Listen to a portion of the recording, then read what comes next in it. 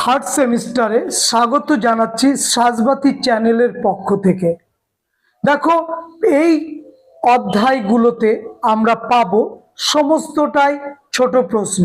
তোমরা জানো যে তৃতীয় বা থার্ড যে আমাদের সেমিস্টার আছে, সেই সেমিস্টারগুলোতে সমস্তটাই আমাদের ছোট প্রশ্ন। তো ছোট প্রশ্ন মনে রাখতে গেলে আমাকে অবশ্যই তার ব্যাখ্যাটাকে জানতে হবে, তার বিস্তারিত অংশটাকে জানতে হবে, তবেই কিন্তু ছোট প্রশ্নগুলো মনে থাকবে। সলিড প্রশ্ন মনে রাখা সব থেকে দুরূহ ব্যাপার।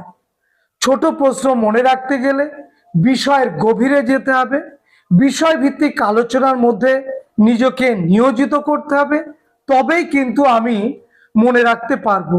এবং তোমরা জানো যে গত বছর থার্ড সেমিস্টারের যে প্রশ্ন, সেই প্রশ্ন কিন্তু আমরা দেখেছি সেখান থেকে 4 থেকে 5টা প্রশ্ন ভীষণ কঠিন প্রশ্ন এসেছে। বলতে দ্বিধা নেই, আমি নিজেও সেই 4টে থেকে 5টা প্রশ্নের উত্তর আমি নিজেও জানতাম না বা পারতাম না। সুতরাং যেহেতু জেনে ফেলেছি আমার শত্রুকে, সুতরাং শত্রুর সমস্ত জায়গাগুলো, দুর্বল জায়গাগুলোকে আমাকে জানতে হবে আঘাত করবার জন্য।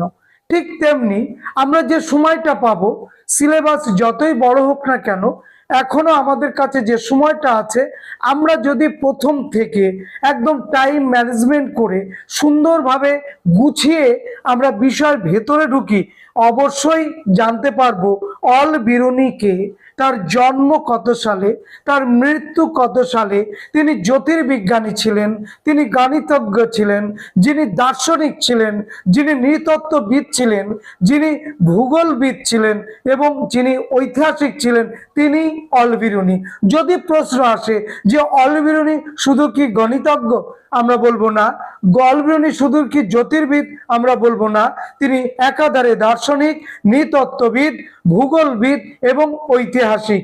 সুতরাং আমরা যদি এইভাবে তারকে জানার চেষ্টা করি, আমরা বোর্ডে লিখেছি অল বিরুনি, এই বোর্ডে লিখে এই বিষয়টাকে আমরা অতটা লিখতে পারবো না বোর্ডে, তাই একটু আমাদের ব্যাখ্যার মধ্যে আমাদের আলোচনাটা নিয়ে আসতে হবে, তবেই কিন্তু আমরা এই ক্লাসটা সম্পূর্ণ করতে পারবো। তো শুরু করছি আমাদের আজকের প্রথম পর্যটকের দৃষ্টিতে ভারত, অধ্যায় 1, থার্ড সেমিস্টারের প্রথম অধ্যায় অল বিরুনি দিয়ে শুরু করব। তাহলে জন্ম কত সালে? 1973 সালে। মৃত্যু কত সালে? 1048 খ্রিস্টাব্দে। ইতিমধ্যে বলে ফেলেছি যে অল বিরুনিকে আমরা কোন কোন চোখে দেখি, কোন কোন দিকে তিনি পারদর্শী ছিলেন। তিনি জ্যোতির্বিদ ছিলেন, তিনি গণিতজ্ঞ ছিলেন, যিনি দার্শনিক ছিলেন, যিনি নৃতত্ত্ববিদ ছিলেন এবং তিনি ভূগোলবিদ এবং ঐতিহাসিক। তাহলে জন্মটা কোথায় হয়েছিল স্যার?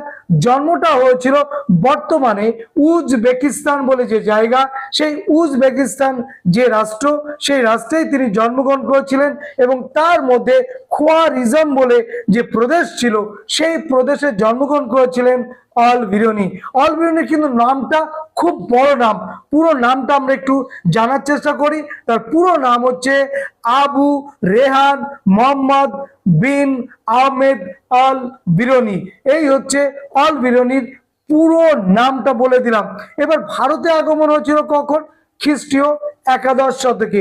তোমরা জানো যে অল বিরুনি ভারতে এসেছিলেন যার হাত ধরে, তিনি হচ্ছেন সুলতান মাহমুদ।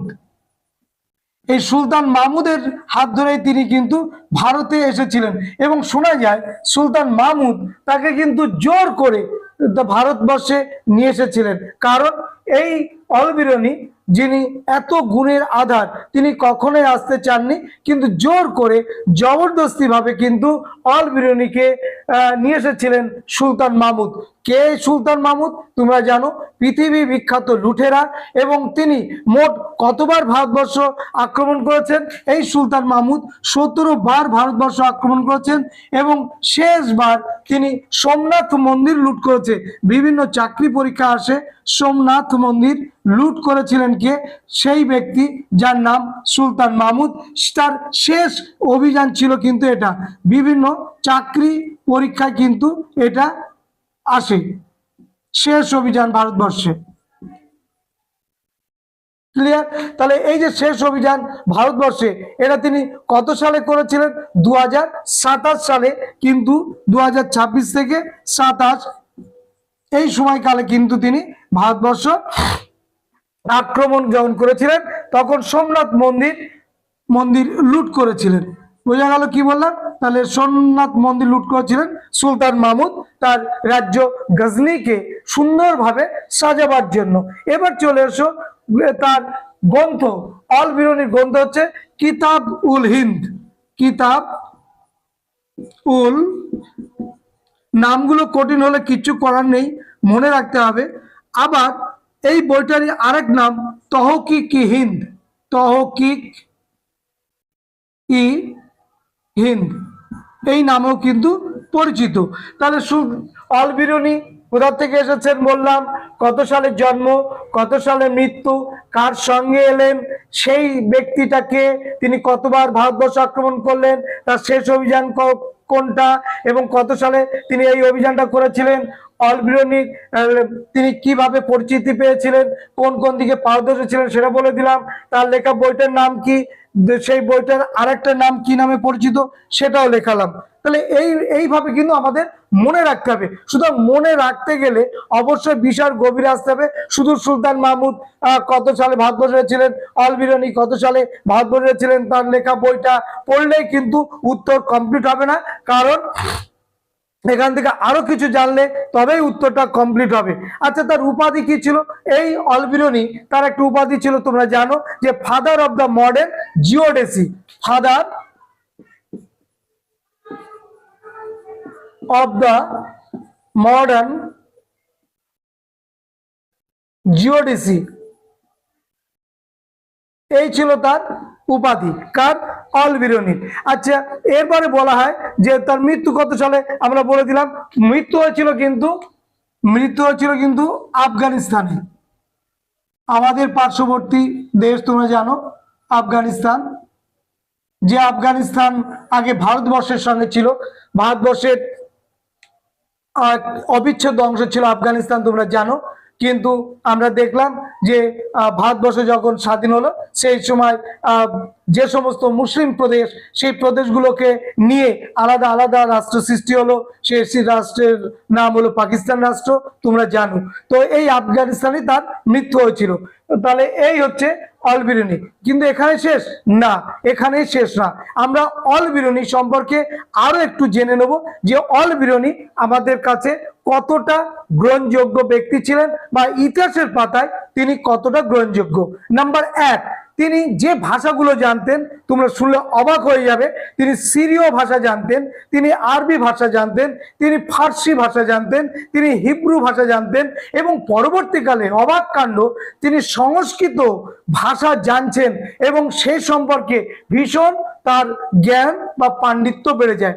আমরা জানি বেগম রোকেয়া অনেকগুলো ভাষা জানতেন, আমরা জানি রামমোহন রায় অনেকগুলো ভাষা জানতেন, এবং রামমোহন 10 থেকে 12টা ভাষা জানতেন, তোমরা জানো। তো রামমোহনের মতনই অল বিরুনি তিনি কিন্তু সিরীয় ভাষা, আরবি ভাষা, ফার্সি ভাষা, হিব্রু ভাষা, এবং পরবর্তীকালে সংস্কৃত পণ্ডিতদের পাঞ্জাব এবং গুজরাটে যখন তিনি ছিলেন, সেই সময় সংস্কৃত পণ্ডিতদের সঙ্গে সংস্পর্শে এসে তিনি কিন্তু সংস্কৃতটাও শিখলেন। তাহলে এক নজরে অল বিরুনির কৃতিত্বটা যদি আমরা দেখতে চাই, তাহলে আমরা এটাকে 1 নম্বরে রাখবো, যে তিনি সিরীয় ভাষা, আরবি ভাষা, ফার্সি ভাষা, হিব্রু ভাষা, যেটা এখন নেই, অনেক ভাষায় পৃথিবীতে নেই, নতুন ভাষা গেছে, পুরনো ভাষা সব চলে গেছে, তো এবং সংস্কৃত ভাষায় তিনি জ্ঞান অর্জন করেছিলেন। এবারে অল বিরুনির দ্বিতীয় বিষয়টা আমরা জানবো, তিনি গ্রিক ভাষা জানতেন না। এটাও কিন্তু আসতে পারে যে অল বিরুনি কোন ভাষা জানতেন না।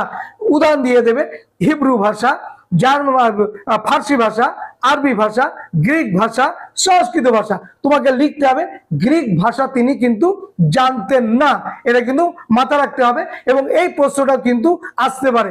সুতরাং এটা কিন্তু আমরা কিন্তু দেখে যাব। তাহলে গ্রিক ভাষা জানতেন না, কিন্তু তিনি অবশ্যই গ্রিক সাহিত্যের অনেক কিছুই সেগুলোকে আরবি ভাষায় সংস্কৃত করেছিলেন, এবং প্লেটোর যে দর্শন চিন্তা সেটাও কিন্তু তিনি তার সঙ্গে পরিচয় লাভ ঘটেছিল, এবং তিনি পণ্ডিতদের সাহায্য নিয়ে কিন্তু সেগুলো কিন্তু অনুবাদের কাজও তিনি করেছিলেন। এই হচ্ছেন কিন্তু অলবিরুনি। এবং শুনলে অবাক হয়ে যাবে যে 1017 খ্রিস্টাব্দে গজনির সুলতান মাহমুদ যখন খোয়ারিজম রাজ্য দখল করতে যান বা অভিযান করতে যান, তখনই অলবিরুনির সঙ্গে তার পরিচয় ঘটে। এবং আবারও বলছি, অলবিরুনিকে কিন্তু জবরদস্তি ভাবে সুলতান মাহমুদ এই ভারতবর্ষে নিয়ে এসেছিলেন। এই হচ্ছে ভারতবর্ষে আসার তার ইতিহাস অলবিরুনির, সুলতান মাহমুদের হাত ধরে। সুলতান মাহমুদ তার রাজধানীতে গজনিতে অলবিরুনিকে তিনি কিন্তু রাজ জ্যোতিষীর পদ দিয়েছিলেন। এবং কেন দিয়েছিলেন? কারণ অলবিরুনি ভীষণ পরিমাণে ট্যালেন্ট ব্যক্তি। তুমি জেনেছো যে সিরিয়, আরবি, ফার্সি, হিব্রু, সংস্কৃত ভাষায় তিনি পারদর্শী ছিলেন। তো এরকম একটা ব্যক্তিকে কেন আমি রাজ জ্যোতিষীর পদ দেব না, তাই তো? এটা তো কখনো হতে পারে না। তাই রাজ জ্যোতিষীর পদটা কিন্তু দেওয়া হয়েছিল এই অলবিরুনিকে। কে দিয়েছিলেন? সুলতান মাহমুদ। তার রাজধানী কোথায়? গজনি, সেখানে গিয়ে। নেক্সট হচ্ছে সুলতান মাহমুদ পাঞ্জাব যখন দখল করে, তখন অলবিরুনির সঙ্গে ভারতের সঙ্গে যে ঘনিষ্ঠ সম্পর্ক হয়, সেই সম্পর্কের মধ্য দিয়ে অলবিরুনি তার সাহিত্য কর্মগুলো কিন্তু ভারতীয় যে সাহিত্য, সেই সাহিত্যের সঙ্গে পরিচিতি লাভ করে, সংস্কৃত সাহিত্যের সঙ্গে পরিচিতি লাভ করে, এবং ভারতবর্ষ সম্পর্কে অনেক তথ্য তার বিবরণীতে লিখে যায়, যা আমাদের ইতিহাস রচনার ক্ষেত্রে ইতিহাসের ছাত্র হিসাবে, ইতিহাসের গবেষক হিসাবে তাদের কাছে কিন্তু মহামূল্যবান রত্ন হিসাবে কিন্তু পরিচিত। এই সময় আমরা দেখব তিনি ব্রাহ্মণ পণ্ডিতদের সংস্পর্শে আসবেন এবং সংস্কৃত ভাষায় পাণ্ডিত্য অর্জন করবেন, এবং সংস্কৃত ভাষায় তিনি সংস্কৃত ভাষা এবং সংস্কৃত আমাদের ভারতীয় যে ধর্ম, সংস্কৃত যে ধর্ম, যে দর্শন, সে সম্পর্কে তিনি পরিচিতি লাভ করতে পারছেন। কে? অলবিরুনি। এরপরে দেখবো আমরা যে তিনি গ্রিক গণিতজ্ঞ ইউক্লিড, তোমরা যার নাম শুনেছো, যে ইউক্লিডের যে রচনা সেইগুলো কিন্তু সংস্কৃতেই অনুবাদ করেছিলেন তিনি হচ্ছেন অলবিরুনি। এবং অবশ্যই তাকে সাহায্য করেছিল বিভিন্ন পণ্ডিত ব্যক্তিরা। তার লেখাতে আমরা পাঞ্জাব এবং উত্তর ভারতের অনেক কিছু তথ্য আমরা জানতে পারি। এবং সেই সময় শুনলে অবাক হয়ে যাবে যে ভারতবর্ষে যে চতুরাশ্রম প্রথা প্রচলিত ছিল। চতুরাশ্রম বলতে তোমরা জানো যে 1 নম্বর হচ্ছে ব্রহ্মচর্য, 2 হচ্ছে গার্হস্থ্য, 3 হচ্ছে বানপ্রস্থ,